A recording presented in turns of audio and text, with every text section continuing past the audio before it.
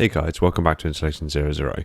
I'm in the midst of moving house at the moment, so I wanted to give you a little preview of what I'm getting up to over at Lawcore at the moment, as well as quietly buy myself a little bit of time to make some more content for you guys.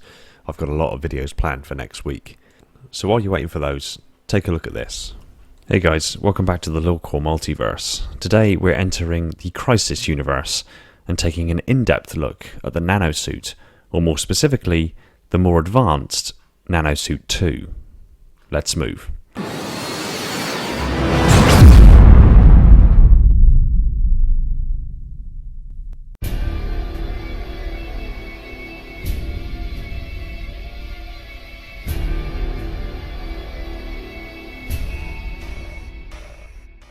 The Nano Suit 2 is the second iteration of the Crynet Systems Nano Suit, replacing the older Nano Suit version 1, and was introduced 4 years after the creation of the first Nano Suit, and due to advances in technology, is thus vastly more advanced than the Nano Suit 1.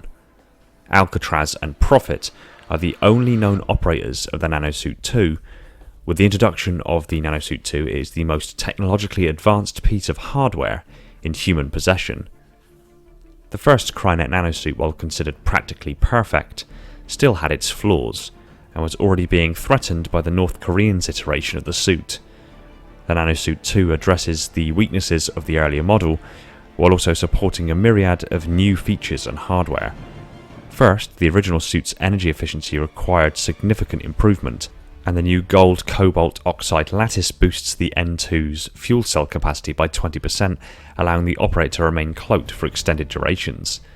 As well as withstand more damage, while also giving the suit an additional 32% in strength and speed, allowing the increased physical performance at the cost of less energy consumption than the N1. In order to get a thorough understanding of the intricate workings of Nano Suit 2, we would be well served to look at the major components of the suit and analyse them as we go. The Colton titanium exoskeleton is the primary structure that the Cryfibrils connect to. In the same manner as to how muscles connect to a skeleton in order to move effectively, the Cryfibril musculature of the nanosuit must connect to a rigid structure. Colton, or short for columbite tantalites, are known industrial as tantalite, is a dull black metallic ore from which are extracted the elements niobium and tantalum. The niobium dominant mineral is coltan in columbite, after niobium's original American name, columbium, and the tantalum dominant mineral is tantalite. Coltan is notable for its properties when alloyed with other metals to be used to make high temperature alloys for jet engines and air and land based turbines. It is for this reason that coltan is alloyed with titanium to create the exoskeleton of Nanosuit, so that the exoskeleton is particularly hardened to high temperature environments. Coltan's use as a semiconductor also likely plays a role in Nanosuit's overall power requirements and attenuation circuits. All insertion points for the Cryfibril musculature assemblies are carboplatinum reinforced, ensuring the connection point is hardened against the shear forces of the musculature, as well as ensuring that conductivity between the exoskeleton and the muscles remains optimal. This implies that the exoskeleton also doubles as the primary power conduit for the suit, delivering power to the muscles when needed. Cryfibril musculature is known to be an ionic electroactive polymer, or an EAP, liquid armour, fast twitch reflex copolymer with a 0.08 millisecond response time. It incorporates colloidal doped ceramic and a copper nanolattice in an ethylene glycol buckyball matrix, Faraday weave shields against EMP, while supporting telemetric throughout of up to 15 terabytes per second. Cryfibril was first used to great effect in the Nanosuit 1.0 and set the standard for all other nanosuits, the 4 modes radial system being the greatest. With it, the operator could run faster, jump higher and hit harder than any human alive, thus performing at superhuman levels. It was soon after copied by other companies and governments, most notably being the North Koreans and their Nanosuit, but all other iterations were inferior compared to Crynet's. It has since then undergone significant upgrades, most notably those within the Crynet's Nanosuit 2, where the upgraded Cryfibril became twice as light, 32% stronger, gained 20% more energy storage capacity, the ability to extract energy via solar, radiation, kinetic and through carbon released by carrion or biologically dead corpses. The newest version of the Cryfibril supports a darker blue compared to the pure black found on the older version. The Cryfibril also powers the second system utilised by the Nanosuit 2. It is apparent that the Cryfibril is able to fuse and bond with the human body as shown when Alcatraz suffers fatal wounds, shortly before being rescued by Prophet and given the Nanosuit. Later on, when the Nanosuit is being scanned, it is shown to have bonded with Alcatraz's body through the wounds. Cryfibril is mentioned at being a semi-organic component to the armour, suggesting it could be alive or simply replicates biological properties. Also, thanks to the N2's improved Cryfibril electromechanical coupling that exceeds 70% under most battlefield conditions, the suit can generate up to 450 newtons of force and up to 10,000 g of contractile acceleration for each centimetre cubed of Cryfibril. This allows feats which require massive power to be performed with little to no effort at all, such as pushing a fully loaded fuel wagon, which has stood on top of rusted rails for years. Prophet was also able to break a wooden door into splinters and send it flying after kicking it with little to no effort. This implies that with further experience, the N2's maximum strength can become limitless. The N2 also weighs half of that of the N1, thus increasing the speed and agility of the wearer even further. The Ionic Electroactive Polymer, or EAP liquid armour, is a fast-twitch reflex copolymer incorporating colloidal doped ceramics, and a copper nanolattice in an ethylene glycol buckyball matrix gives the wearer unparalleled protection against radiation and physical impact. It also drastically increases motor reflexes, giving the user on average a 0.08 millisecond reaction time, and features a dynamic Faraday anti-EMP mesh. To break this down, a single Cryfibril appears to be a hybrid of ionic polymer metal composites, ionic gel or buckyball actuators, and a dilatant or shear thickening fluid with an armour component. An ionic polymer metal composite is a synthetic composite nanomaterial that display artificial muscle behaviour under an applied voltage or electric field. IPMCs are composed mostly of an ionic polymer like naphion or phlegmion, whose surfaces are chemically plated or physically coated with conductors such as platinum or gold. Under an applied voltage 1 to 5 volts for typical 10mm by 40mm by 0.2mm samples, ion migration and redistribution due to the imposed voltage across the strip of IPMCs result in a bending deformation. If the plating electrodes are arranged in a non-symmetrical configuration, the imposed voltage can induce all kinds of deformation such as twisting, rolling, torsioning, turning, twirling, whirling, and non-symmetrical bending deformation.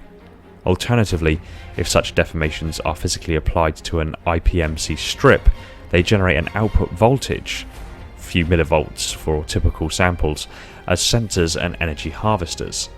The IPMCs are a type of electroactive polymer. They work very well in a liquid environment as well as in air. They have a force density of about 40 in a cantilever configuration, meaning that they can generate a tip force of almost 40 times their own weight in a cantilever mode.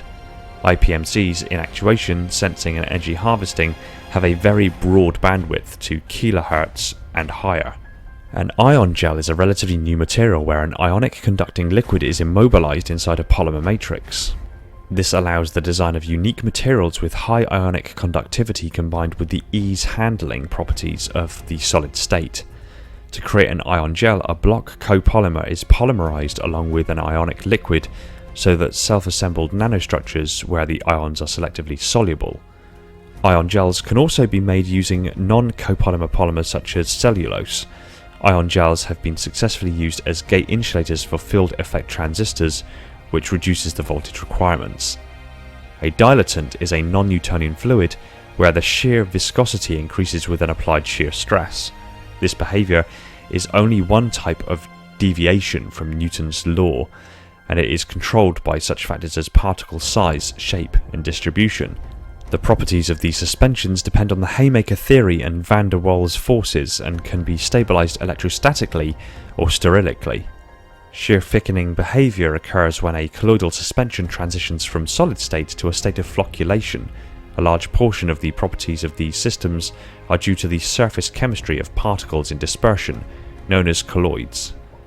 Due to Cryfibril's electroactive polymer properties, however, the dilatant element of the composite aligns more accurately with electrostatically stabilized suspensions. Suspensions of similarly charged particles dispersed in a liquid electrolyte are stabilized through an effect described by the Helmholtz double layer model. The model has two layers. The first layer is the charged surface of the particle, which creates an electrostatic field that affects the ions in the electrolyte. In response, the ions create a diffuse layer of equal and opposite charge, effectively rendering the surface charge neutral. However, the diffuse layer creates a potential surrounding the particle that differs from the bulk electrolyte.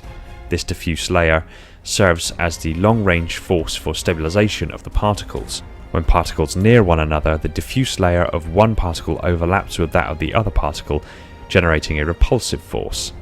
Such a system could allow the wearer flexibility for a normal range of movement, yet provide rigidity to resist piercing by bullets, stabbing knife blows, and similar attacks. The principle is similar to that of mail armor, though body armor using a dilatant would be much lighter.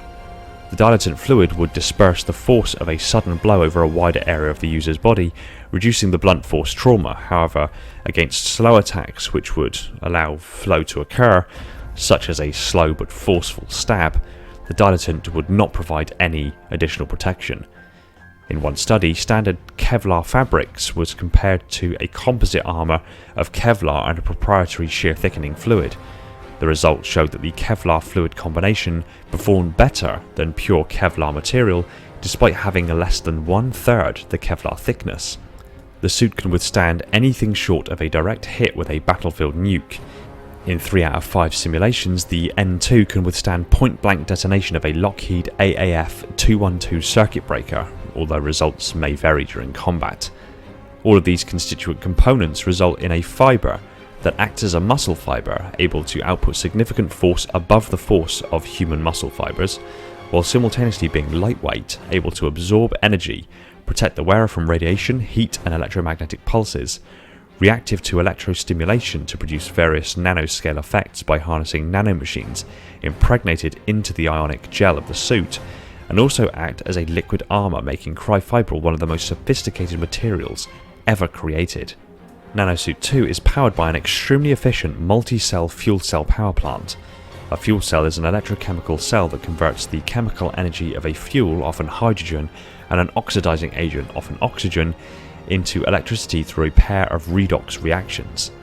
Fuel cells are different from most other batteries in requiring a continuous source of fuel and oxygen, usually from air, to sustain the chemical reaction, whereas in a battery the chemical energy usually comes from metals and their ions or oxides that are commonly already present in the battery. Fuel cells can produce electricity continuously for as long as fuel and oxygen are supplied. There are many types of fuel cells, but they all consist of an anode, a cathode, and an electrolyte that allows ions, often positively charged hydrogen ions or protons, to move between the two sides of the fuel cell.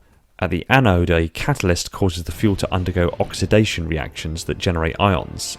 The ions move from the anode to the cathode through the electrolyte. At the same time, electrons flow from the anode to the cathode through an external circuit, producing direct current electricity. At the cathode, another catalyst causes ions, electrons, and oxygen to react, forming water and possibly other products. The system is extremely efficient as it features many innovations, including the functional use of the heat generated by the fuel cell to keep the user warm and convert excess heat back into energy via the reversible Peltier effect. This brings the fuel cell's efficiency up from approximately 40 to 50% to up to 80 to 85% efficiency. The other major upgrade is the gold cobalt oxide lattice. Gold nanoparticles incorporated into mesoporous cobalt oxides are fabricated by a nanocasting method using porous silica as the hard template within the fuel cells. The gold cobalt oxide material exhibits enhanced catalytic activity towards water oxidation compared to bulk cobalt oxide in both alkaline and neutral solutions, displaying a 40-fold increase in oxidation. The superior catalytic performance is ascribed to the synergistic effect of electronegative metal gold, which facilitates the generation of active cobalt foresites, as well as the large specific surface area of the preferential exposure of catalytic active crystalline lattice, which overall increases fuel cell capacity by 20%. Nanocircuitry, which is force-grown using proprietary peptide matrix viral templates, is an extremely clever process whereby nanoscale circuitry is created by using an organic and viral compound, which is then used as the foundational basis for semiconducting circuitry to be mapped. Basically, the viral strain is grown and introduced to a semiconductor medium. The virus maps a conductive circuit molecule by molecule, and their outer surface reacts to the electrical properties of the medium, finally catalyzing and bonding to the medium and creating nanoscale conductive circuitry. Monocular stereopsis and range finding provides unsurpassed depth perception even through a single lens. Full spectrum acuity from 1 meter to 103 meters, including terahertz radiation, output rendered as false color visible light, optional acoustics and tactile modes, a 60-time optical zoom at visible wavelengths, 100-time digital interpolation, 6,000 channel remote telemetry integration ensures complete and transparent access to all ambient data streams without the need to painstakingly sort signal from noise. Utilizes continuous real-time derivation and analysis of all proximate tactical objectives consistent with stored parameters. The Nanosuit 1 was only capable of a visual camera feed and the memory of the wearer itself. To solve this, the Nanosuit 2 uses its own semi-autonomous Enhanced Combat Ops Neuro-Integration Delivery AI, or SECOND, which is powered by a parasitic blood glucose infusion and an electrolytic microstack. The non-sentient chip runs at 1.5 bips and instantly integrates remote telemetry and first-person input from up to 6,000 distinct channels, ranging from full-spectrum EM to acoustic, barometric and pheromonal, presenting clear, concise, tactical summaries via an interface integrated directly into the visual cortex. It can also take over the operator's purely autonomic and regulatory functions in the event of somatic damage. One of the N2's most innovative features, however, is its ability to not only monitor the physical and neurological state of the soldier, but to actually optimize them. Second, continuously regulates dopamine, lactic acid and corticosteroid levels, anticipates and counteracts debilitating stress and fatigue reactions. The suit also actively augments and maintains the wearer's adrenaline, gamma-aminobutyric acid and tricyclic levels.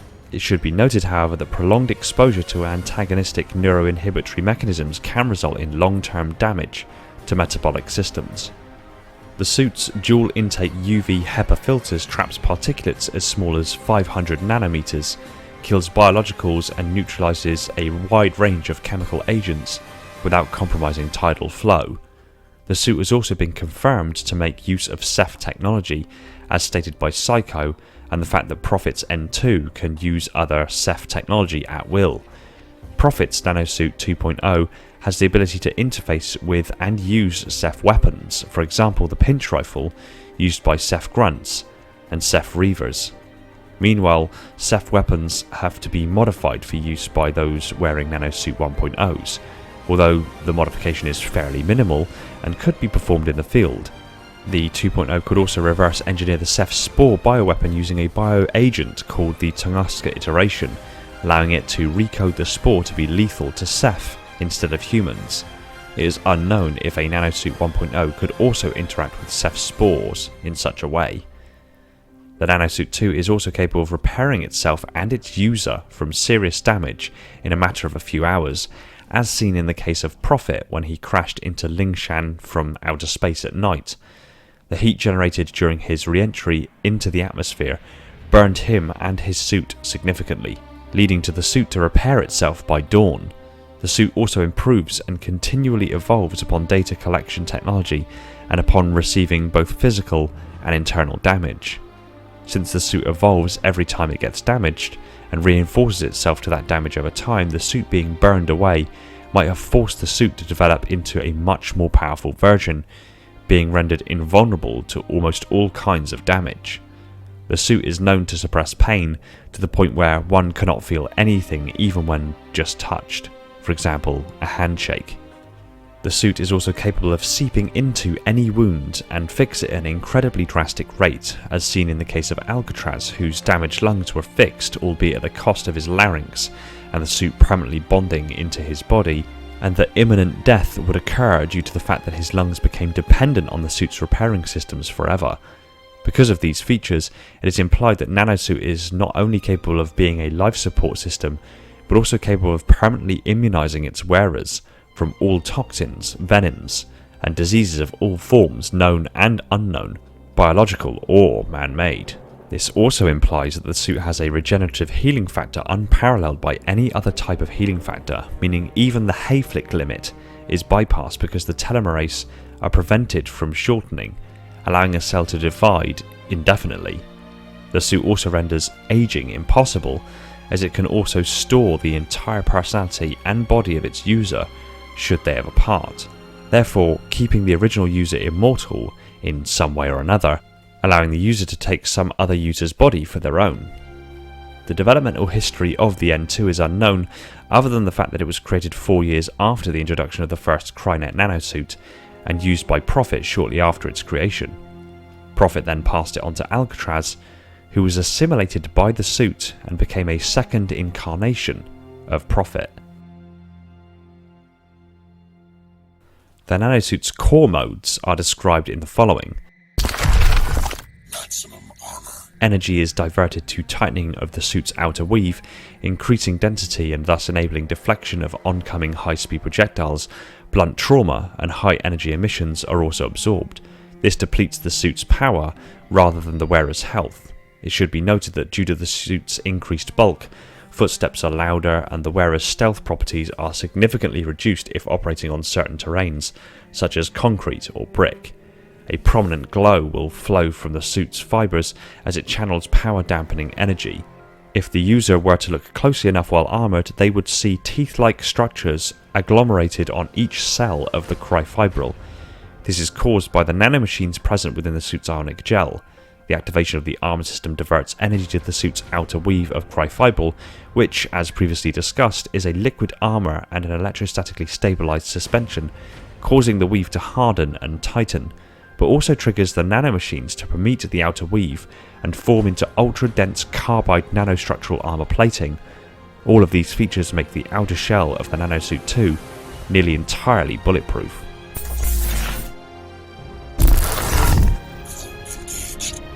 The suit's surface dynamically scans the surrounding area and modifies its skin color to match in real time, cloaking the user in addition to trapping most vibrations or sound produced by movement. Note that firing a shot from an unsuppressed firearm while cloaked will fully deplete the suit's energy reserve, while doing so with a suppressed firearm will minimize power consumption but will still disrupt the system. As such, it is strongly advised to shoot for a target's weak spot while cloaked and remaining hidden to reduce overall chances of detection. The suit will also temporarily deactivate the field if the user strikes an enemy, picks up an object or enemy, or performs a stealth kill. Afterwards, it automatically resumes. A closer look reveals a spectrum caused by the formation of light-refracting nanocrystals. This likely lends to the ability to be able to bend light around the wearer. Light moving from a source to the nanosuit and then bouncing off into the eye of an observer would instead be bent by these nanocrystals, meaning that rather than allowing the photons of light to bounce back to the observer, the light would be redirected and channeled around the suit, meaning negligible light actually makes it to the observer's retina, rendering the suit nearly entirely invisible. Power. This passive mode activates only when needed and is a combination of speed and strength from the previous nanosuit, although it performs better than the two. It triggers and consumes energy when performing fast actions such as a power jump, power sprint or power slide, moving an incredibly vast and cumbersome object, or crashing down on a surface or enemy with a titanic force known as an air stomp. If the user picks up an object, they can also throw it with increased force, causing more damage. Apparently in the Nanosuit 2, power mode is active even when the user picks up an enemy or chooses to hold their breath when aiming a weapon, which drains energy as opposed to the first Nanosuit. This feature functions on two levels. First, the Nanosuit directs additional energy to the Cryfibrils, allowing them to contract faster and with more force, thereby massively augmenting the strength and speed of the user. Second, the Nanosuit releases nanomachines into the bloodstream of the wearer, which then bonds to the muscle cells of the user, reducing lactic acid recovery time, increasing oxygenation, and enabling a greater degree of muscle fiber activation. Nanovision enabled. In addition to this, there is the visor, which is a mode that replaces the tactical binoculars from the first game and integrates it. It allows for efficient streaming of vast amounts of battlefield information, and the wearer can pick out items of importance such as corpses, weapons, ammo, conduits, consoles, real points, and the like, and scan them for details as well as tag enemies to track them as they traverse the environment. This mode also filters out ambient noises and enhances sensory perception so that the wearer may easily pick up conversations occurring in the vicinity. Nanovision, by using an energy at approximately the same rate as when cloaked and standing still, this effectively works as both thermal and night vision. When activated, everything turns grayscale save for heat sources, which turn the same colour they would with the standard thermal image, including the Ceph. It also emulates night vision by evening out the visual highs and lows to make everything a uniform brightness. This is a significant improvement over the N1's night vision as it no longer washes out by bright lights. The Nanosuit is capable of evolving to the point of being able to hack minefields, Ceph and cell sentry guns, containers, doors, and also Ceph automation. Because the safeties prohibiting cell altering within Prophet were turned off, as seen in the mission Safeties Off, it seems that Prophet is capable of taking the form of any living being imaginable, ranging from the Ceph themselves to humans, because the nanites in his suit became free. However, the only time this ability has ever been seen to be used is in the final moments of Crysis 3, where the N2 hermetically seals itself into Prophet and gives him a human-like appearance. The defibrillator is a feature that can be activated to revive the user of the nanosuit when the user enters cardiac arrest. If a user takes too much damage, as is the case with Alcatraz, the nanosuit can heal or grow into the wounds, yet it cannot restart the heart, which is the function of the defibrillator. The rebreather is a function automatically activated by the suit when it is submerged in water or when oxygen is otherwise unavailable. The rebreather provides the wearer with a breathable oxygen. It is capable of recycling exhaled carbon dioxide back into oxygen and can also utilize the process of hydrolysis to break apart water molecules into hydrogen and oxygen, use the hydrogen to help power the suit, and to give the oxygen to the wearer to be inhaled. This process also allows the user to stay underwater indefinitely, as long as the user wants to remain underwater. The nanosuit features a full vacuum-rated hermetic seal, enabling the suit to function normally in vacuum and toxic atmospheres. The Nanosuit 2.0 possesses thrusters allowing for movement in zero-gravity environments as well as easier movement underwater. All nanosuits are symbiotic, meaning that they physically bond with the user and become a form of second skin. The suit and the user eventually merge into one being. The process is accelerated if the wearer suffers serious injury, as the suit will break down non-critical tissues in order to repair critical organs. Over time, the suit will also directly interface with the wearer's brain. This allows the wearer to use the suit's processes as like a part of their own brain, essentially making most of their thought processes happen outside of their own brain. The wearer's personality and memories could also be copied and stored into the suit's deep layers. Once fully merged, the wearer no longer appears to wear the suit, but has access to all of the suit's functions. They become a post-human warrior. Once the suit has bonded to a wearer, it is nearly impossible to remove. Specialized removal procedures are available, but the process is extremely painful and is likely to kill the wearer. It involves a series of specialized surgical lasers that cut into specific parts of the nanosuit in order to loosen it from the wearer's body.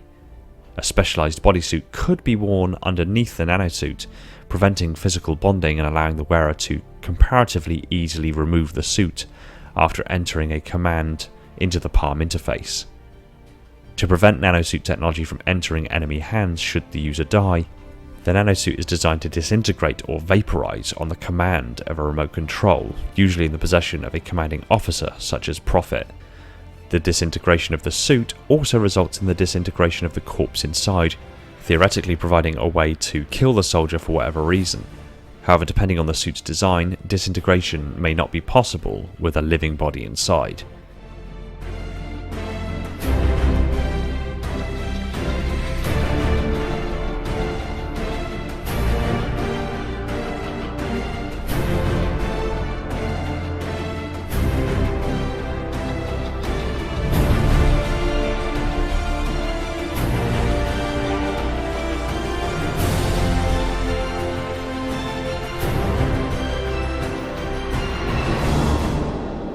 That concludes our in-depth look into Nanosuit 2. This was a very interesting dive into the Crysis core, and I found out some interesting information as a consequence of the research that went into this video, which I may yet have a further use for. Exciting times ahead. Thanks for watching. Be sure to hit that subscribe button and the little bell icon so you're added to the notification squad and told the second a new video hits the shelves. Be sure to follow us on Twitter, link to our Discord is in the description, and I look forward to you joining me on our next dive into the multiverse. Lawcore out.